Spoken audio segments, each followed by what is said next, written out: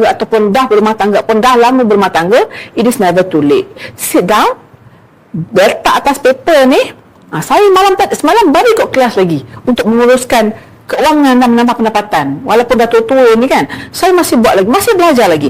So, letak on paper, what is your income dengan expenses. Simple je dulu. Real expenses. Rumah letak. Mudah je kata Puan Syah, makan gaji kita sesuai. Ya. Dan jangan lupa, dalam gaji kita tu kan ada hak-hak yang lain. Hak mak bapak tu jangan ditolak tepi. Hak mak bapak mesti ada. Banyak tak dia punya susunan nak kena kira. Ya, kalau kata gaji basic sekarang 1.7. Kerana saya dulu macam tu, ujung bulan pinjam duit, Puan Syah pinjam duit, Puan Syah pinjam duit. Dia tak cukup.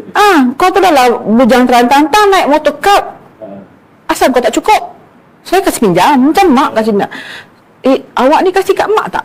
Taklah Puan, tak cukup. Sebab itu tak cukup. Saya tak kasih kat mak cuba you kasih kat mak dia akan cukup. Berkat tu Puan Syah. Ya, and you kena yakin. You kena yakin benda ni. Walau dalam tak ada duit, jangan tinggalkan mak bapak. Mak bapak tu mesti ada. Bila you bagi, you mintalah doa mak, tolong doa mak. Betul Ustaz. Kan kita dalam agama Ustaz kan. Doa yang tidak ada hijab, doa mak ayah. Betul.